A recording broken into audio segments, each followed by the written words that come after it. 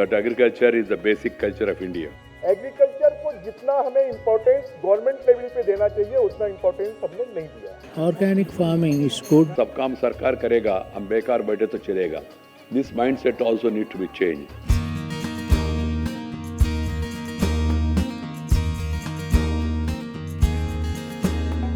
कृषि हमारे देश की आत्मा है, संस्कृति है, पहचान है और किसान देश की आर्थिक शक्ति की रीढ़ है। इस क्षेत्र में अनंत संभावनाएं हैं, लेकिन साथ में ढेरों चुनौतियां भी हैं। इन्हीं सब विषयों को लेकर देश और विदेश से विशेषज्ञ, नीति निर्माता, उद्यमी, व्यवसायी और किसान एक मंच पर जुटे और ये मंच था एग्रीकल्चर टुडे का। एग्रीकल्चर टुडे कृषि क्षेत्र की अग्रणी पत्रिका है और देश में कृषि विकास से जुड़े हर पहलू पर गंभीर तरीके से अपना पक्ष रखती रही है। ये मैगजीन न केवल कृषि क्षेत्र के विकास में सतत महत्वपूर्ण योगदान देती रही है, बल्कि एग्रीकल्चर लीडरशिप समिट के जरिए चिंतन और मनन को प्रोत्साहन भी करती रही है। इसी क्रम में एग्रीकल्चर टुडे द्वारा 8वें एग्रीकल्चर लीडरशिप समिट का आयोजन किया गया। यहाँ उपस्थित कृषि विशेषज्ञों के सामने बेहद ही महत्वपूर्ण विषय था। देश की खाद्य सुरक्षा के लिए कृषि का दीर्घकालिक बेहतरीन ढांचा। देश की राजधानी दिल्ली के एक प्रतिष्ठित होटल में आयोजित समिट में आए हुए अतिथियों का स्वागत एग्रीकल्चर टुडे के मुख्य संपादक MJ खान ने किया। We have the honor of having very distinguished gathering today.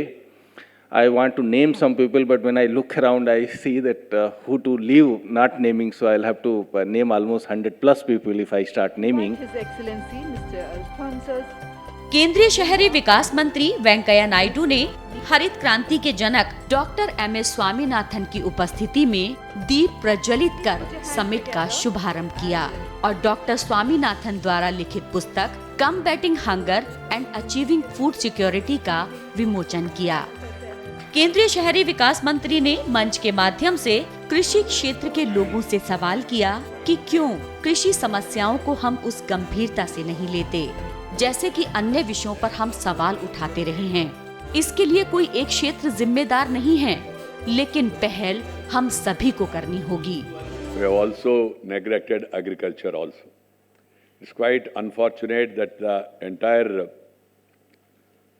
people who influence the public opinion or take the policy decisions, Parliament, Planning Commission earlier, political parties, press, all these people have not given adequate focus on the issue of agriculture all these years. This is my complaint.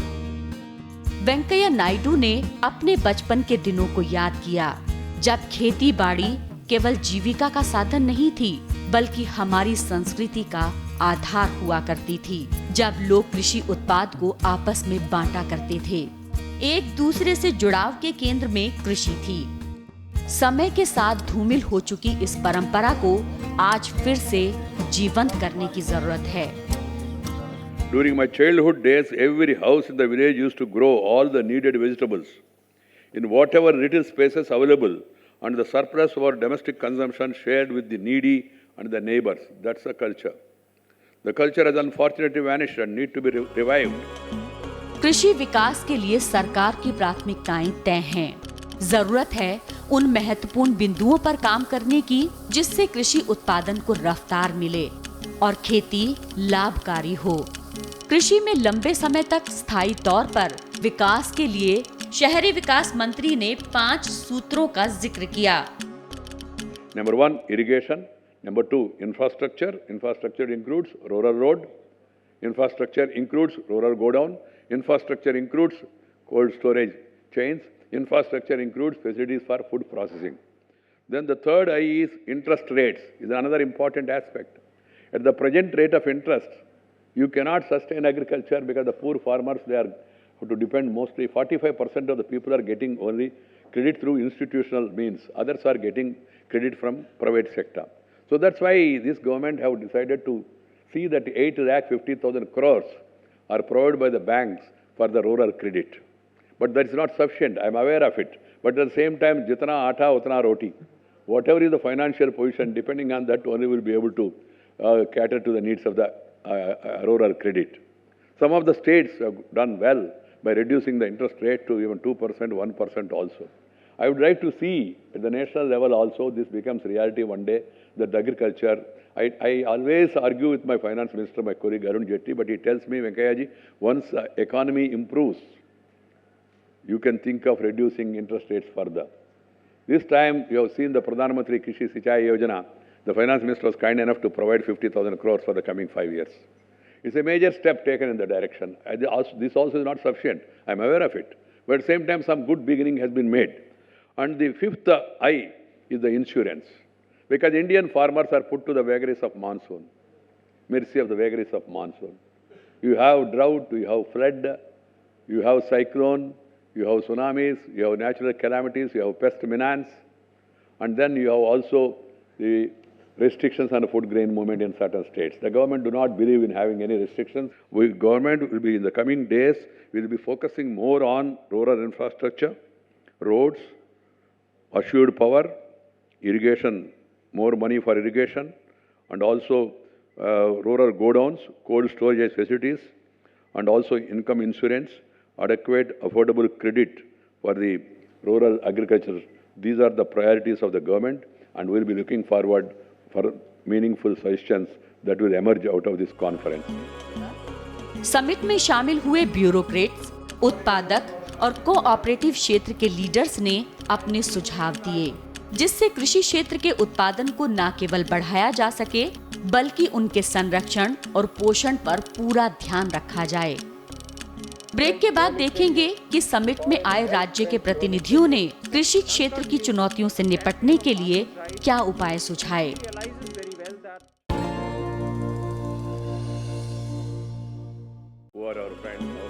केंद्रीय शहरी विकास मंत्री वेंकैया नायडू के बाद summit में आए राज्य और संस्थाओं के प्रतिनिधियों ने मंच से कुछ बेहतरीन उपाय सुझाए। हरित क्रांति के जनक डॉक्टर MS स्वामीनाथन ने वक्त के साथ कृषि में बदलाव को प्राथमिकता दी और कृषि क्षेत्र में नवीनतम उपायों को अपनाने की सलाह दी। Sea water farming is going to become very important in the coming years because 97% of the world's water is sea water, and we have to learn, and we have our own lessons from Kerala and so on, how we can use the sea water more profitably. So we are happy that a country which has shown the way how to increase the income of small farmers through post-harvest technology, high-value flowers, whether tulips and so on, and also the mushroom production of various kinds, the power of cooperatives, which Sardar Patel in this country initiated. हरित क्रांति की जमीन हरियाणा और पंजाब हैं। देश को अनाज में आत्मनिर्भर बनाने में इन राज्यों का महत्वपूर्ण योगदान है, लेकिन अंधाधुंध तरीकों से कीटनाशकों और उर्वरकों के इस्तेमाल से राज्य की जमीनों की उर्वरता क्षमता खत्म हो रही है। साथ ही भूजल स्तर भी तेजी से घट रहा है, जो अपने आप में चिंता का कारण है। मैं देखता हूँ एग्रीकल्चर के लिए हमारा हार्डवेयर तो भारत का बहुत अच्छा है, हमारा सॉफ्टवेयर अच्छा नहीं है। भगवान ने बहुत अच्छी ज़मीनें हमको दी हैं, हिमालय जैसा पर्वत दिया है, बहुत अच्छी बारिश दी है, तरह तरह के क्लाइमेट दिए हैं और सब तरह की क्रॉप्स जो है हम यहाँ पर उगा सकते हैं। लेकिन जितना अच्छा क्रॉप मैनेजमेंट हमको करना चाहिए, जितना अच्छा क्रॉप मार्केट मैनेजमेंट हमको करना चाहिए, जितना अच्छा इंफ्रास्ट्रक्चर हमको मैनेज करना चाहिए, उस सब में हम कहीं ना कहीं पीछे रहे।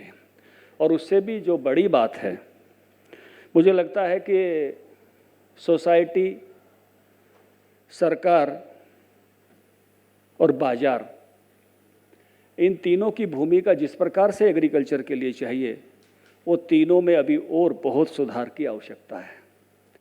हर खेत को पानी का जो प्रधानमंत्री जी ने जो दिया है, हम पायलट प्रोजेक्ट इसी बार हर ज़िले में एक शुरू कर रहे हैं। माइक्रो इरिगेशन पर हमको जाना ही पड़ेगा, उसके सिवा कोई रास्ता नहीं है। सिराज साहब 400 रिचार्जिंग बोर मैंने डाक जोन में इसी साल में बनवाए हैं। और पहले हम पशुओं के पीने के लिए लगभग 2800 जोड़ भरते थे। 15,000 तालाब जोड़ हैं हरियाणा में। हमने तय किया आने वाले वर्षों में इस बार 1500 हमने और अतिरिक्त भरे हैं जो खेतों में होते थे, और आने वाले वर्षों में सब भर के रखेंगे और हमारी ड्रेन्स को भी रिचार्जिंग के लिए उपयोग करेंगे, क्योंकि ये इस प्रकार के वाटर मैनेजमेंट के अगर रास्ते हमने नहीं अपनाए तो हम बचा नहीं पाएंगे। सॉइल हेल्थ कार्ड आज कृषि की जरूरत है। देश के कई हिस्सों में किसानों को मिट्टी जांचकर उसकी रिपोर्ट भी दे दी गई है, लेकिन अभी तक इसका इस्तेमाल खेती में प्रभावी तरीके से नहीं हो पा रहा है। हमें सोइल हेल्थ कार्ड को किसान के अभ्यास में लेकर आना है, उसको जिसको कहते हैं ना कि लोक मानस में उसको लेकर आना है। अभी एक कार्ड उनको किसी ने टेस्ट करके दे दिया, उन्होंने रख लिया, उनके बाकी कागज़ों की जगह एक सोइल हेल्थ कार्ड भी रखा है। जब तक वो प्रचलन में आके दैनंदिन का अभ्यास नहीं बनता, जब तक उसके माध्यम से हम खाद, बीज, पेस्टिसाइड का इस्तेमाल करना शुरू नहीं करते, तब तक उसका लाभ नहीं हो रहा है। जैविक खेती समय की जरूरत है, जिससे न केवल मिट्टी स्वस्थ होगी बल्कि उत्पाद भी स्वस्थ होंगे। इसके लिए पहल पूरी तरह से करने की जरूरत है, जिसके लिए न केवल खाद बल्कि बीज, पानी, कीटनाशक जैसी अन्य चीजों में बदलाव की जरूरत है। जब हम यूरिया से, DAP से, फास्फेट से उससे खेती करते हैं तो एक अलग लेवल पर आ गए हैं। अब फिर से हमें उसे ट्रेडिशनल उस पर जाना है, तो उस क्वालिटी की जो हमारी मैन्योर खाद है, जो प्राचीन पद्धति से हम बनाते आए हैं, या केचुए वाली खाद है, उन सब के माध्यम से एक ही समय में हम उत्पादन के उस लेवल पर नहीं जा सकते। हमको निश्चित रूप से जो अच्छे उत्पाद हैं, अब जैविक उत्पादों की क्वालिटी जो भी अच्छा खाना चाहते हैं, वो जैविक खाना चाहते हैं, तो उनकी कीमतों से उसको कंपनसेट करना पड़ेगा, और सने सने करके उसकी वैरायटी के सीड भी चाहिए जो उसमें ज़्यादा अच्छे होते हैं। यानी केवल ये इसका परिवर्तन नहीं है, खाद के प्रकार का परिवर्तन नहीं है कि कौन से सीड हमारी देसी खाद में ज़्यादा उत्पाद देते हैं, कौन से सीड इसमें ज़्यादा उत्पाद देते हैं। फिर जो एग्रोनॉमी है, पानी की, नमी की, बाकी सब आदतों का भी अंतर है, हर सीड के साथ वो चेंज होती हैं, हर उसके साथ, तो उन सब का भी अभ्यास करते हुए, लेकिन आज इसका मार्केट है, इसकी ज़रूरत है, लोग चाहते हैं और देश की हेल्थ के लिए आवश्यक है, इसलिए हमको इस पर बढ़ना चाहिए। हरियाणा के कृषि मंत्री ने समिट के मंच से कहा कि किसानों के हितों के बारे में कृषि आधारित उद्योग सोचें, क्योंकि जब तक किसान सक्षम तरीके से खेती नहीं करेंगे तब तक उद्योग भी उन्नति नहीं कर सकेंगे। आज जरूरत है सच्चे एग्री लीडर की। किसान देश का बहुत साधारण है, वो जहाँ आ सकता है वहाँ ये सम्मेलन नहीं है, जहाँ सम्मेलन है वहाँ वो पूछ नहीं सकता, वो घुसा ही नहीं होता। इसलिए कुल मिला के, जैसे मैंने कहा, यहाँ मैंने एक सवाल उठाया कि एग्री लीडर कौन है, तो वास्तव में उसकी चिंता करते हुए सारे सिस्टम को आगे ले जाने वाला एग्री लीडर है। इसलिए वहाँ जो हजारों किसानों को, लाखों किसानों को लाभ देने वाले, उनके FPOs के माध्यम से, उनकी कोऑपरेटिव के माध्यम से, इवन किसानों के कॉरपोरेट भी कोई बनाता है, मुझे आपत्ति नहीं है, वो सब प्रतिनिधि होने चाहिए जो उनके आउटपुट से सरोकार रखते हैं, जिनकी आमदनी उन किसानों तक पहुंचती है। सुबह से देर शाम तक चलने वाले इस एग्रीकल्चर समिट का समापन केंद्रीय गृह मंत्री राजनाथ सिंह ने किया। साथ ही एक वेबसाइट भी लॉन्च की। देखेंगे ब्रेक के बाद।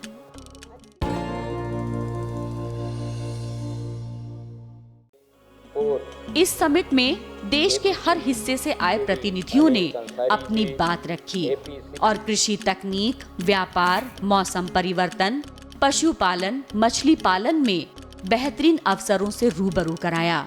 साथ ही कृषि उत्पादों के लिए विश्व बाजार में संभावनाओं सहित ग्रामीण विकास की जरूरतों को रेखांकित किया। छत्तीसगढ़ के कृषि मंत्री ने अपने राज्य में कृषि से जुड़ी जमीनी हकीकत बयां की। हम सब मिलकर अगर इस बात का निर्णय कर कि एग्रीकल्चर और एलाइड फील्ड के डेवलपमेंट के लिए एक सामूहिक प्रयास और सबसे ज्यादा एम्प्लॉयमेंट अगर उसमें है, तो उसकी दृष्टि से हमको काम करना चाहिए और एग्रीकल्चर स्किल डेवलपमेंट के लिए काम करना चाहिए। हमने इस दिशा में छत्तीसगढ़ में, जैसा हमारे पास में एग्रीकल्चर भी है, एनिमल हस्बेंड्री भी है, फिशरीज भी है, और जितने भी एग्रीकल्चर एलाइड डिपार्टमेंट है वो सब एक जगह पर हैं, परंतु कोऑपरेटिव और फूड डिपार्टमेंट अलग अलग होने के कारण ये प्रॉब्लम क्रिएट होता है। मुझे लगता है कि फार्मर्स के जितने भी प्रॉब्लम्स और जितने भी डिपार्टमेंट्स हैं, क्योंकि जब तक हम एग्रीकल्चर और उसके एलाइड जितने डिपार्टमेंट हैं सबको एक साथ फार्मर उससे नहीं जुड़ेगा, तब तक फार्मर्स की इकोनॉमिक स्थिति को हम अच्छा नहीं बना सकते। आज देश की जरूरत है कि जय जवान और जय किसान के साथ साथ जय विज्ञान को जोड़ा जाए, जिससे नवीनतम तकनीक का प्रयोग कृषि विकास के लिए किया जा सके। पंजाब व हरियाणा के राज्यपाल के.एस. सोलंकी ने कृषि उत्पाद को लंबे समय तक संरक्षित करने के लिए प्रोसेसिंग का सुझाव दिया, जिससे कृषि उत्पाद को खराब होने से बचाया जा सके। आज जवान, किसान और विज्ञान, ये तीनों के तीनों ऐसे मापदंड हैं, ऐसे पैरामीटर हैं जिसके आधार पर ही भारतवर्ष 21वीं शताब्दी में जगत सिरमौर बन सकता है। पूरा का पूरा देश दूध और दाल के अंदर ये नंबर 1 पर है, वेजिटेबल्स के अंदर ये नंबर 2 पर है और कृषि उत्पादन की दृष्टि से पूरे विश्व में भारतवर्ष नंबर 3 पर है। ये बस एक बात में हम लोग जरूर पिछड़ रहे हैं, जिसकी तरफ सबका ध्यान मैं आकर्षित करना चाहूँगा कि फूड प्रोसेसिंग के अंदर विश्व के अन्य देश 40% पर गए हैं, लेकिन भारतवर्ष अभी सिर्फ 2% पर है और इसलिए फूड प्रोसेसिंग को बढ़ाने की जरूरत है। 8वें एग्रीकल्चर लीडरशिप समिट 2015 के मुख्य अतिथि गृह मंत्री राजनाथ सिंह के द्वारा कृषि क्षेत्र में उपलब्धि प्राप्त संस्थानों और व्यक्तियों को पुरस्कृत किया गया। The website is www.icfa.org.in। साथ ही गृह मंत्री ने एक वेबसाइट www.icfa का शुभारंभ किया। वेबसाइट के जरिए देश के कृषि क्षेत्र को व्यापक फायदा मिलेगा।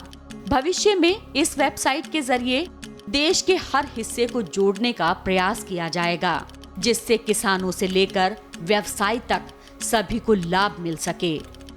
जब ग्लोबल इकोनॉमिक रिसेशन का दौर चल रहा था, तो उस समय भारत दुनिया की अन्य देशों की अपेक्षा जो कम प्रभावित हुआ था, उसमें अन्य कारणों के साथ साथ एक सबसे बड़ा कारण यह था, एक रूरल डिमांड यह भारत की थी, जिसके कारण भारत बहुत अधिक ग्लोबल इकोनॉमिक रिसेशन से प्रभावित नहीं हो पाया था।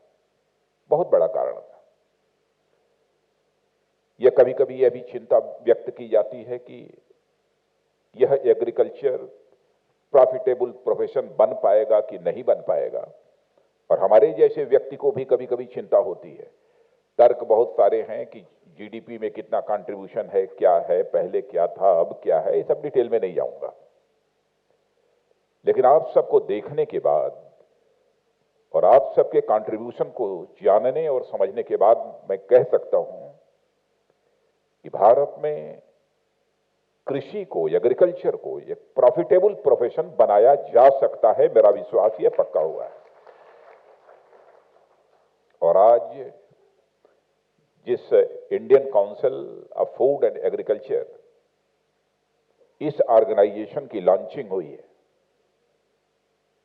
मैं इसके लिए डॉक्टर एम.जे. खान को विशेष रूप से बधाई देना चाहता हूं।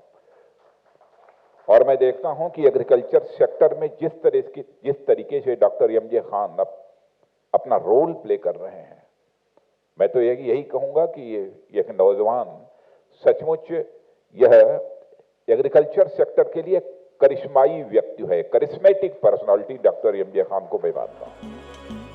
सुबह से शाम तक चलने वाले इस समिट में नीदरलैंड की राजदूत Alphonsus Stoelinga, PI industries limited, Jain irrigation, Koppert, animal husbandry Uttar Pradesh, Amul India, UPL group सहित देश की जानी मानी कंपनियां शामिल हुईं। सभी का मकसद कृषि क्षेत्र में सार्थक योगदान के साथ देश के कृषि उत्पादन को बुलंदियों पर पहुंचाना है, जिससे देश को पौष्टिक और संपूर्ण आहार उपलब्ध कराया जा सके।